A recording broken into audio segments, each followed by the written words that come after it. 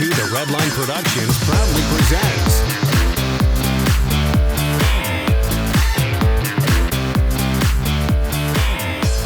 today's 2 The Redline review was made possible in part by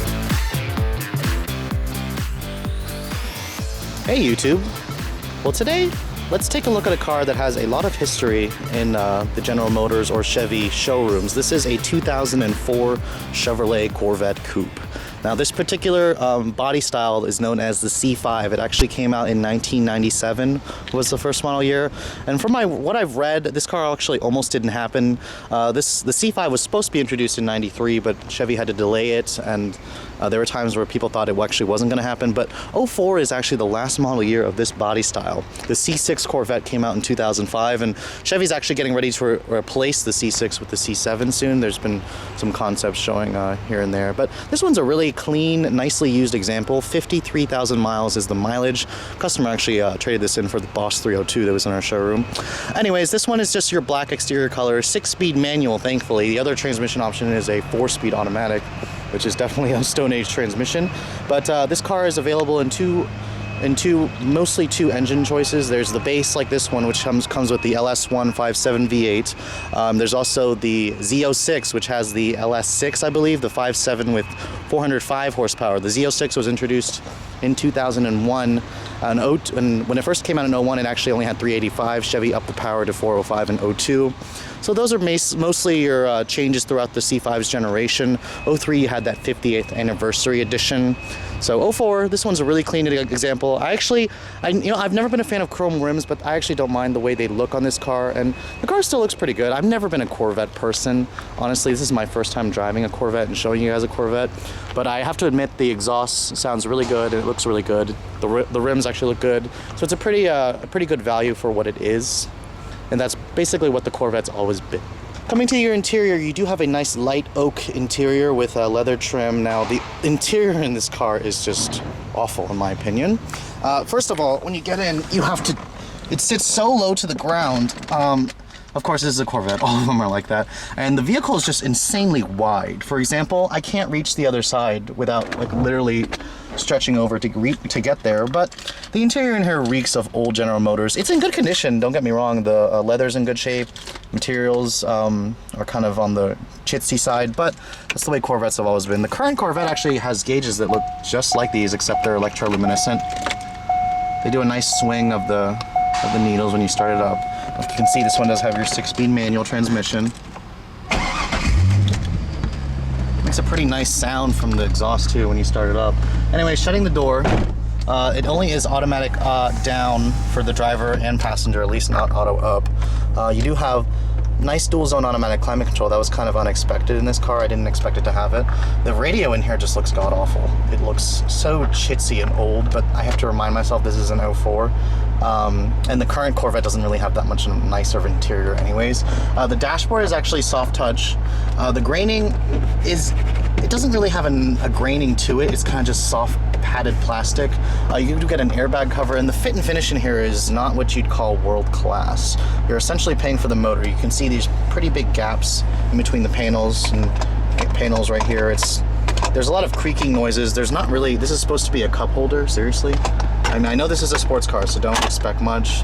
This ashtray door cover here is really cheap. Center console here is on the creaky side, and there's a little bit of storage. Your fuel cap release is actually in there. You do have stability control in this vehicle, and like I said, 6-speed manual. The steering wheel looks like it comes off of it comes off like a Lumina or something. They should have used a more special steering wheel. The door panels are soft touch plastic, at least, and it's soft touch right here. It is soft touch down here, so they did use pretty decent materials on the door panel. And you do have a Bose sound system in this vehicle. Power mirrors. You do have memory seats, so that's a little unexpected. I didn't expect it to have this.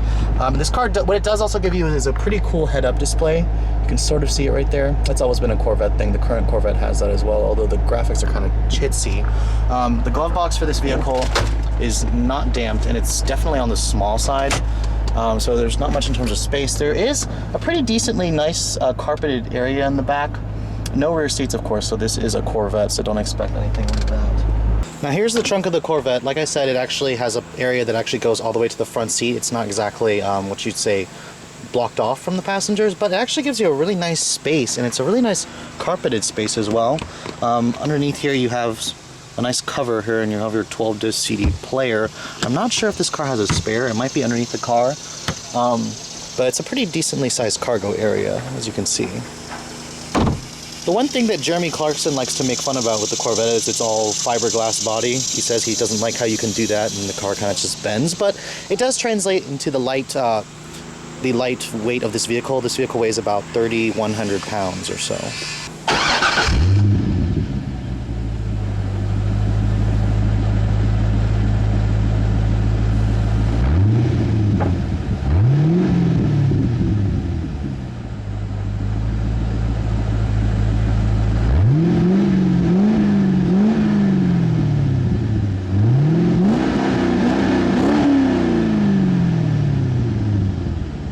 Now the Corvette does have this clamshell style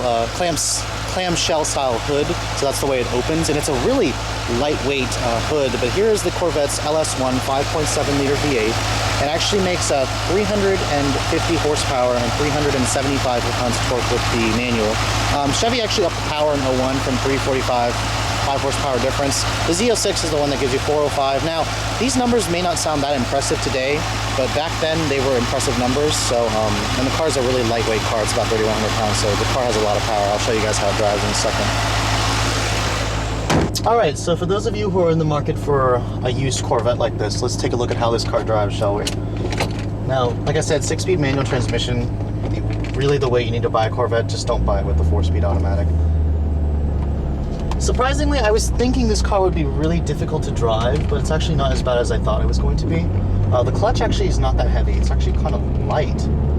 The shifter is very short throws. You barely have to change the gears or move the lever and it changes gears.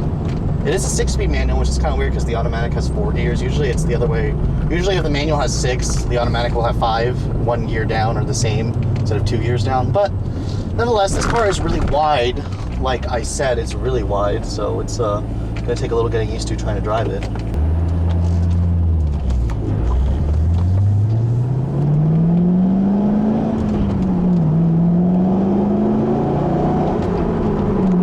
You can see acceleration for this car is just great. This is my first time driving a Corvette, and the car's fast, I'm not gonna lie. The one thing that does concern me is the visibility. I can't really see that well. This car has really tiny mirrors. But the seats are kind of on the no cushion, no support type. They're not really that comfortable for me. These are old school General Motors seats. They don't really hold you in place that well. But the ride in this car, surprisingly, I was expecting it to be a lot worse. It's actually not that bad. Man, this car's got pretty good second gear pull. That V8 actually sounds pretty good. I mean, I'm not really this is not my style of car. I'd rather have a different kind of sports car if I was going to go for this. But it's a fast car, I must admit. I'm not sure if it's quicker than a Mustang GT, honestly. Mustang GTs are pretty quick as well. The new one, of course, but they don't really compare with this car because this is an 04 Corvette. You have to compare with what the Mustang was back in 04. But anyways, guys, these Corvettes are probably, as usual, going to be collector cars. I mean, the old ones are. And I'm actually quite... Now, I never used to really like Corvettes, but after driving this, I don't know, I can see why there's a pretty big loyal following for this kind of a vehicle. It's a pretty fun car. It's just really wide, and it's a little rough around the edges, but it's also cheaper than a lot of other sports cars in this class. But anyways, guys, if you're in the market for one of these old Corvettes, I definitely like the look and the interior of the newer one, but this one is an 04, so it's a pretty nicely used condition one. Anyways, guys, thanks for watching. Hope you've enjoyed. I will catch you guys later.